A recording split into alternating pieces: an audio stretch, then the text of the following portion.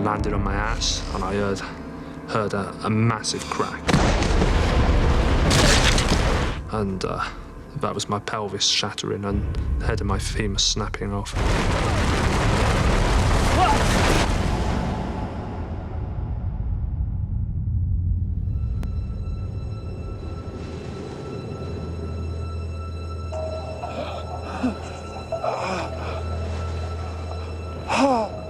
I must have lost consciousness. I lay there, not knowing what was happening, or where I was. I couldn't really feel anything. It was dark.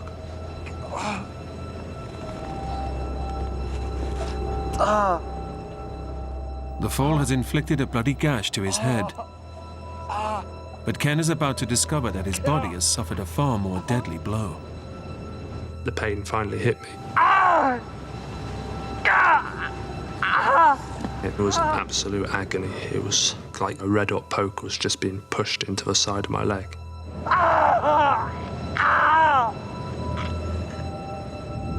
The impact has broken his femur and smashed his hip joint through his pelvis, shattering it to pieces. Bone fragments have severed blood vessels around the pelvis, causing internal bleeding and making his core body temperature plummet. In this extreme environment, his injuries could prove fatal. Ken knows it's bad, but is unaware of the full extent of the damage.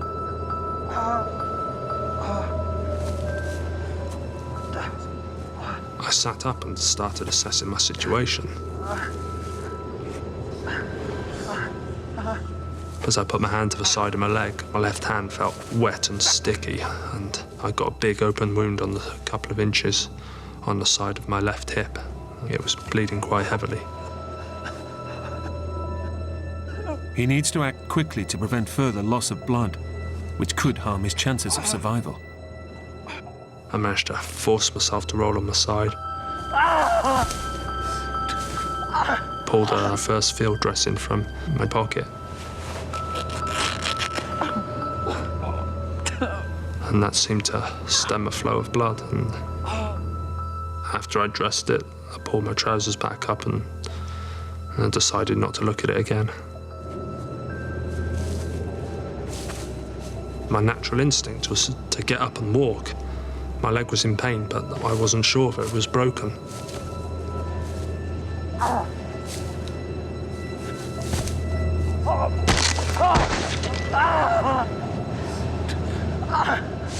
I felt a jolt of agonizing pain shoot up my leg, and it became apparent that there was no way in hell I could walk. My leg was gone.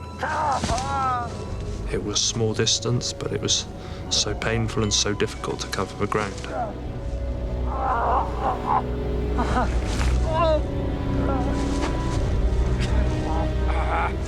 Ken finds his hat and a waterproof sack before eventually salvaging his torch. But hopes of recovering his backpack and sleeping bag are futile. His route is blocked by a vertical ledge. Under normal conditions, I could have negotiated it effortlessly. But like this, it was impossible.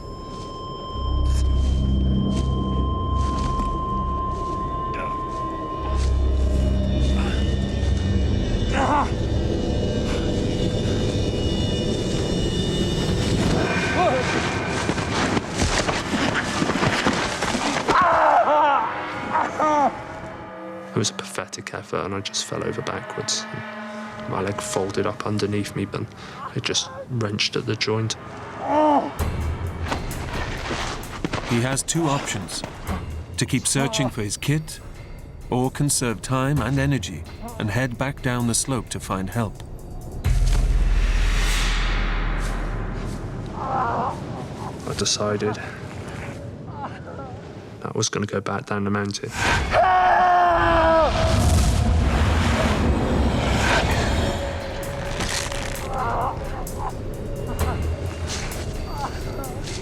The least difficult way of moving was in a sitting position.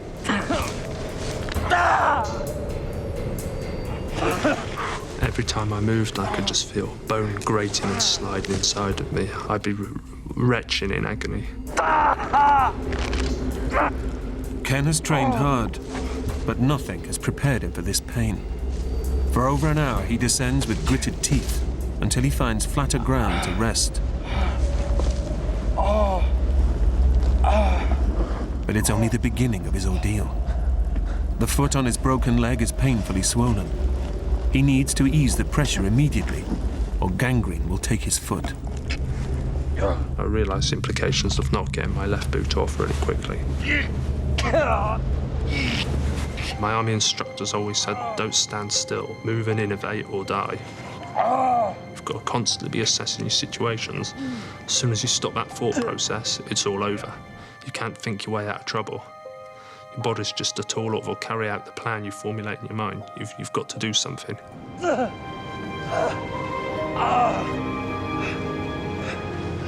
With no food and his water bottle already drained, Ken sets out on his marathon journey down the mountain.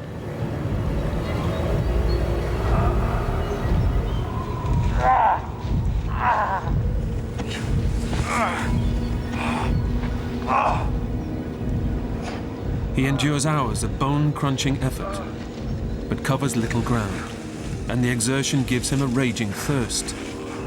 He's surrounded by water, but it's frozen. Eating the snow just lowers his body's core temperature and causes further dehydration. I did eat snow. It would just melt into the smallest amount of water, so it wouldn't really quench my thirst. A river in the valley below will give him the water he desperately needs. But Ken also knows that it leads back to the track where the taxi dropped him off 24 hours ago.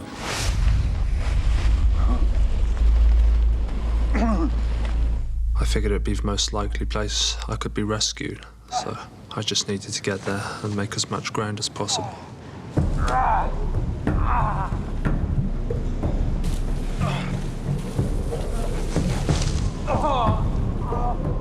After an agonizing descent, Ken makes it off the steep slopes of the mountain.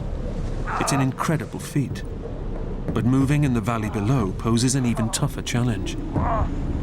When I hit the valley floor, there was no more sitting down and sliding, no more assistance from gravity. It was all physical exertion from then on. Facing an enormous task to reach civilization, Ken sets small goals to measure his progress. I started trying to play these little games of beating the clock. I'd set myself times to get to targets. His progress is painfully slow. Each new target reached is a massive achievement, but also a harrowing reminder of the mammoth task ahead. Time is running out on his chances of survival, and he's still 7 miles from the nearest village. My desire to keep moving was just to reach water. I was so dehydrated, I'd exerted myself so heavily.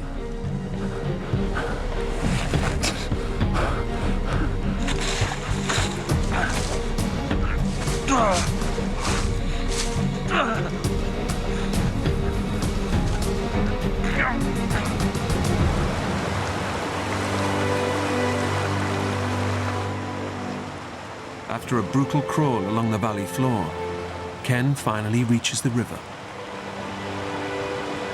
The banks were higher than the water level, so it was kind of hard for me to reach down and get access to the water.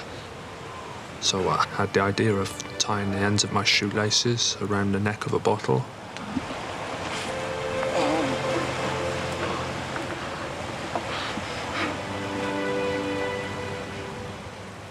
The relief on my mouth was blissful. It was like petrol going into a car. I just felt my body reviving, being full of energy again. Re-energized, Ken wills himself on, in search of the road he hopes will lead him to help.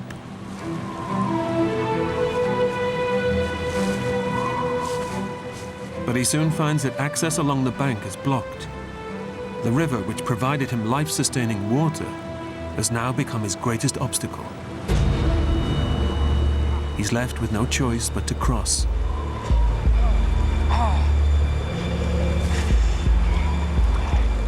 I I didn't want to accept I was going to have to cross the stream. I just sat down the bank looking at it.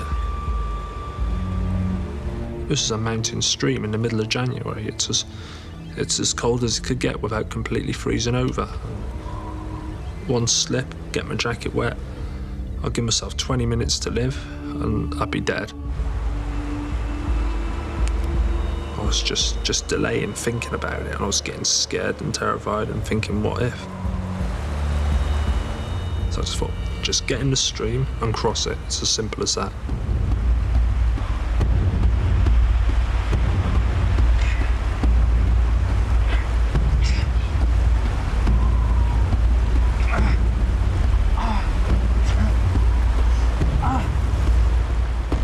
The human body loses heat 25 times faster in cold water. One slip in the stream, and Ken could quickly freeze to death. I was shivering uncontrollably, my body was shaking violently, and I was gasping for breath. I could feel it rising up my legs, and I just thought, how am I going to do this? I just thought, tough it out, take your jacket off. I threw it across the stream. I just thought, there you go, and now you've got to go and get it, or you'll be dead.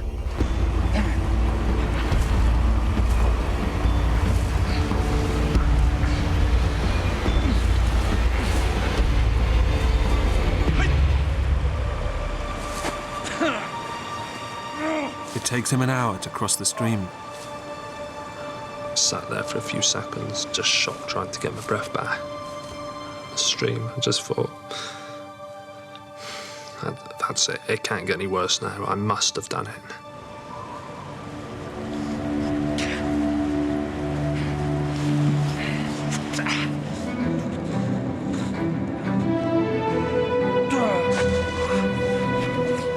His shattered hip means every move is pure torture. Only his incredible fitness and superhuman reserves of willpower drive him on. In spite of the pain, he's confident the worst is over. It'd be stupid to even conceive of it getting more difficult. I've just got to get to the track. It's not going to be far away. One big final effort today, and you know, I'll be safe. At last, Ken is within reach of the road where the taxi dropped him off 3 days before. But suddenly, getting there looks impossible. A river blocks his path, and Ken knows just how deadly this might be.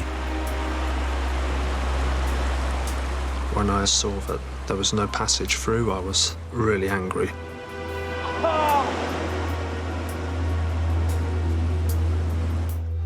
I just realised that I was getting back in the stream again. Except this time, yeah, it was going to be hell.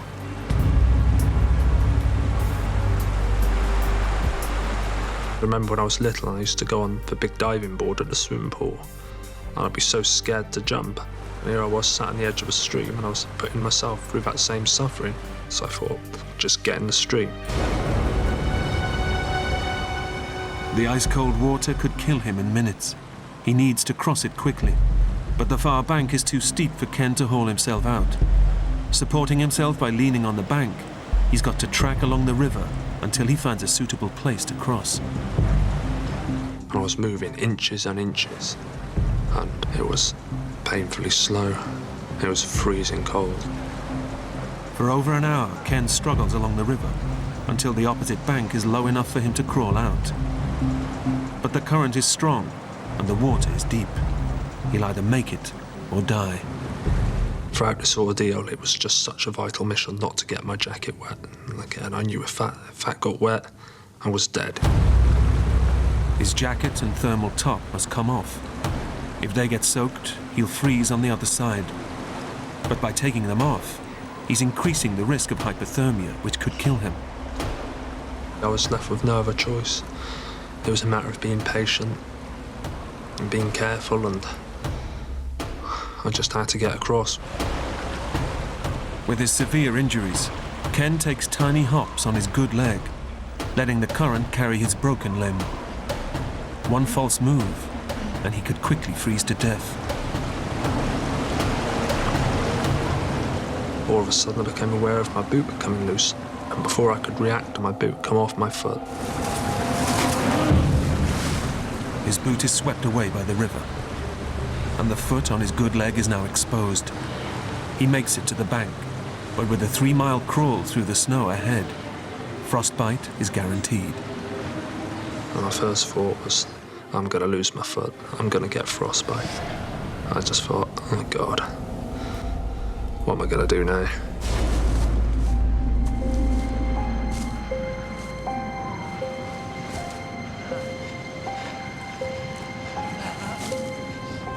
It came as a massive relief to finally reach the track, but I still knew I got a long way to go.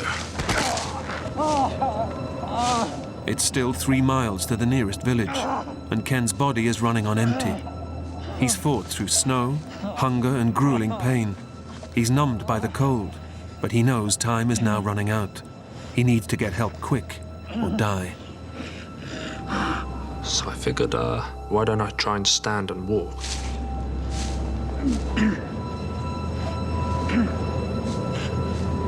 It was okay for a few seconds, and then there was a big crunch, and I felt bones grating up my leg.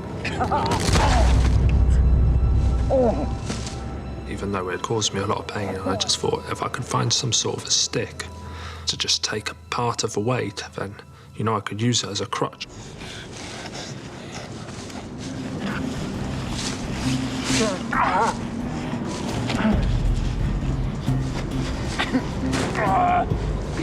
It was such a relief to be walking. It seemed like there was no more enemies or obstacles.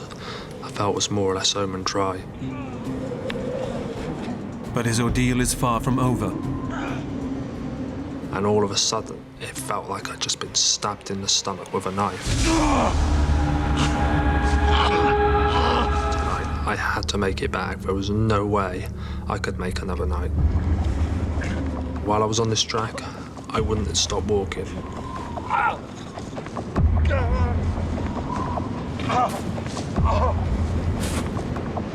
Every excruciating move is a step in the right direction. But the road ahead turns into his worst nightmare. The route splits, and only one way leads to the village. It's 50-50 he'll make it to help. The track looked less well-trodden, but something told me there was a house up there.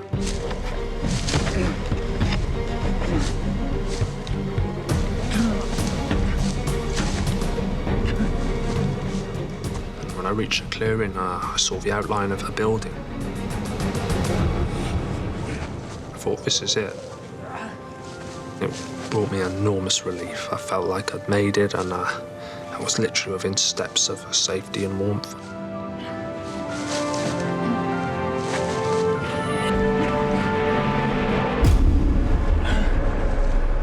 But his gamble has failed. The building is just an empty barn. It was a crushing blow.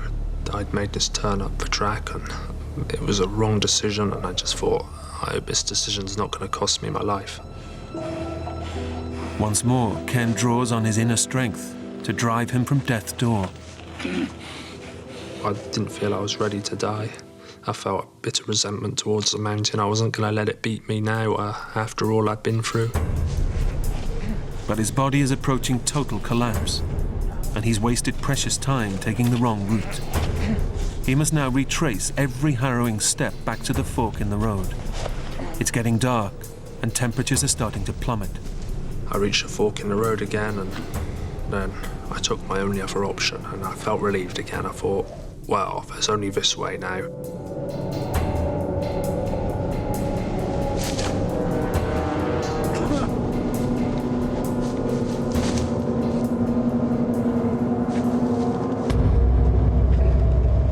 And eventually I turned a corner, and I saw a light spill through the trees. And it brought a smile to my face.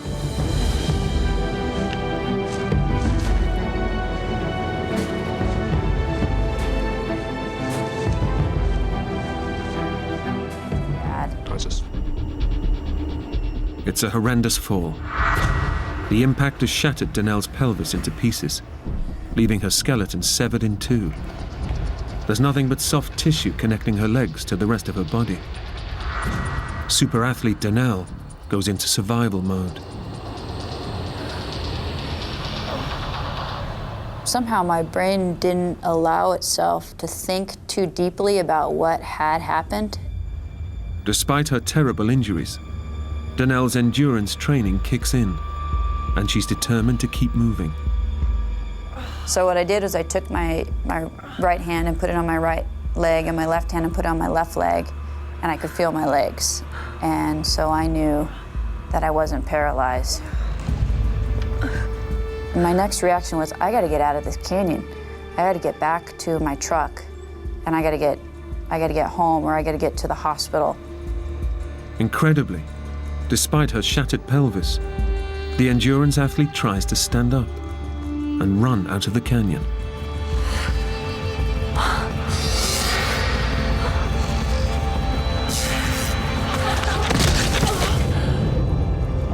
But with her skeleton effectively in two, Danell's legs cannot support her body.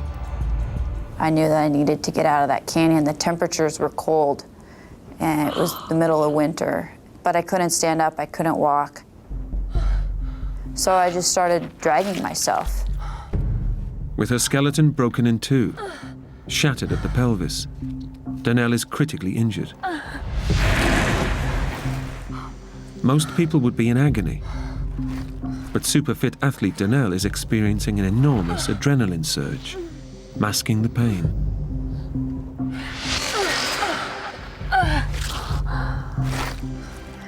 Since he had gotten to where I landed, I knew that there was a route out. So I used him as my guide and kind of dragged myself where he went, along the shelf, and then back down to the bottom of the canyon.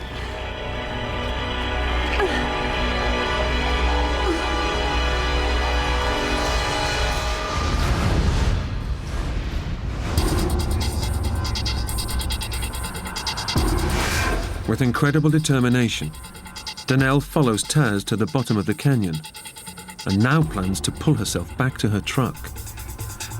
But as the adrenaline surge wears off, the pain is starting to take a hold. It would take all my energy to sort of drag myself an inch. And then the pain would be so bad I would have to regroup and try it again. Clive has been unable to move since the crash. I really didn't know how I was going to do that.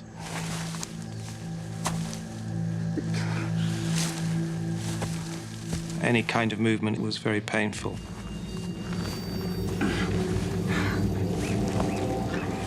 I started to wriggle along the ground and just sort of pushed my way through the vegetation, literally. It was extremely painful. He doesn't realize that with every movement, he's risking permanent paralysis.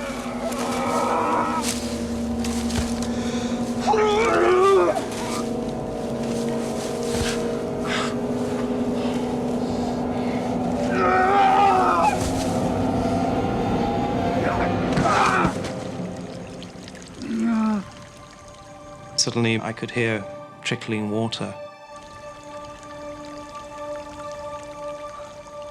I found a cool, clear spring of absolutely crystal clear water.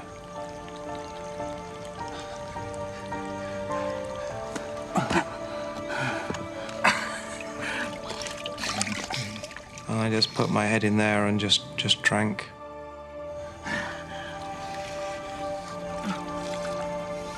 It was absolutely magical.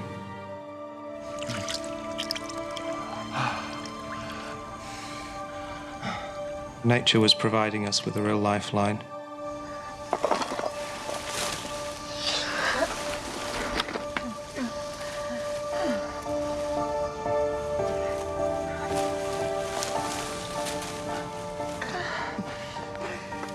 Clive finally reaches Graham. It's the first time he's seen him since the crash, and he's shocked by what he sees. So that was a pretty emotional moment, actually, to see that he was grinning, you know. I could see a ridge. But if I could get up there, I felt I would be able to see what was below us, and maybe if there are any villages. If Clive can see a village close enough, he could attempt to reach it, despite his fractured back.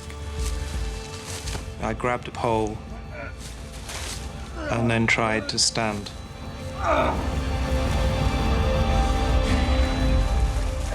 Slowly, I inched my torso into a vertical position. While he manages to stand, his progress is painfully slow.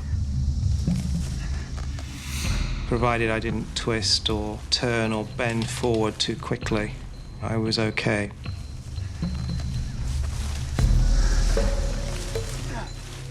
Climbing that hill was just really very, very difficult.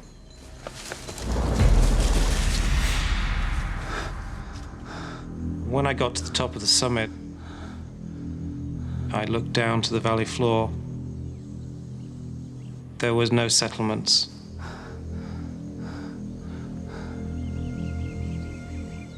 There was absolutely nothing.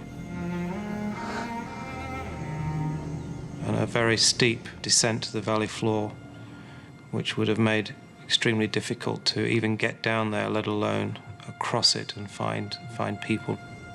With no village in sight, Clive realizes that in his disabled state, he has no chance of reaching safety.